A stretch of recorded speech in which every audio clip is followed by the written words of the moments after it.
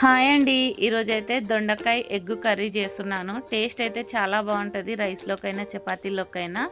First అయితే gas on చేసుకొని కడాయి పెట్టుకోవాలి. అందులో సరిపోయేంతగా ఆయిల్ వేసుకోవాలి. ఆయిల్ వేడి కాగానే ఒక 2 ఆనియన్స్ కట్ చేసి పెట్టుకున్నాను, అవి అందులో వేసేసుకోవాలి. అందులోనే 2 పచ్చిమిర్చి, కొంచెం కరివేపాకు వేసుకొని ఒకసారి మంచిగా కలిసేటట్టుగా కలిపేసుకోవాలి. అది మంచిగా ఫ్రై కాగానే అందులోకి కొంచెం పసుపు వేసుకోవాలి. అందులోనే ఒక స్పూన్ అంతా అల్లిమిల్లిగడ్డ కూడా వేసుకోవాలి. వేసుకొని అది మంచిగా కలిసేటట్టుగా కలిపేసుకోవాలి.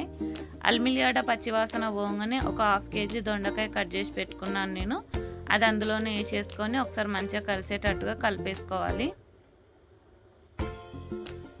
మంచిగా కలిసేటట్టుగా కలిపేసుకొని మూత పెట్టుకొని ఒక 5 నుంచి 10 మినిట్స్ వరకు మీడియం ఫ్లేమ్ పెట్టుకొని మధ్య మధ్యలో కలుపుకుంటూ మగ్గిచ్చేసుకోవాలి దొండకాయని.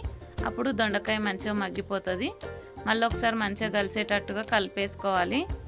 కలిపేసుకొని అందులోకి ఒక 2 టమాటాలు కట్ చేసి పెట్టుకున్నాను నేను, అవి అందులోనే వేసేసుకోవాలి. వేసుకొని టేస్ట్కి సరిపోయేటట్టుగా కారం 1 స్పూను, సాల్ట్ 1 స్పూన్ వేసుకోవాలి. వేసుకొని మంచిగా మళ్ళీ ఒకసారి మంచిగా కలిసేటట్టుగా కలిపేసుకోవాలి. సిమ్లో పెట్టుకొని 5 మినిట్స్ అట్లా మూత పెట్టుకున్నామంటే టమాటా మంచిగా మగ్గిపోతుంది. ఒక 5 మినిట్స్ తర్వాతకి మూత తీసుకొని మళ్ళీ ఒకసారి మంచిగా కలిపేసుకోవాలి. టమాటా మంచిగా మగ్గిపోయింది. అప్పుడు మంచిగా కలిపేసుకొని మనం ఎన్ని గుడ్లు అయితే తీసుకుంటామో అన్ని గుడ్లు అందులో వేసేసుకోవాలి కర్రీలోకి. నేను ఒక 8 తీసుకున్నాను, వీడియోలో చూపిస్తున్నట్టుగా వేసుకోవాలి. వేసుకొని మూత పెట్టుకొని ఒక 3 మినిట్స్ అట్లానే సిమ్లో పెట్టుకోవాలి.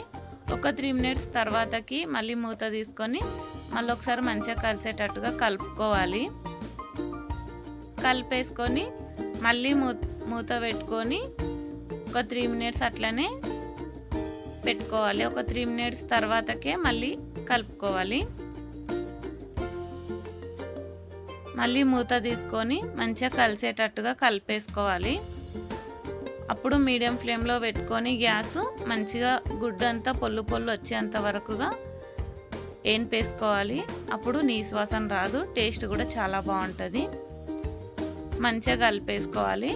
పొల్లు అయింది అన్నప్పుడు అందులోకి కొంచెం గరం మసాలా వేసుకోవాలి.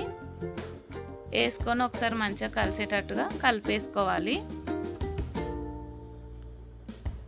కలిపేసుకొని అందులోకి కొంచెం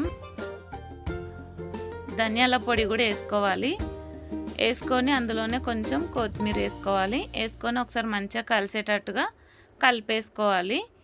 కలిపేసుకొని ఒక 2 మినిట్స్ ఆగి గ్యాస్ ఆపేసినామంటే దొండకాయ ఎగ్ కర్రీ రెడీ అండి.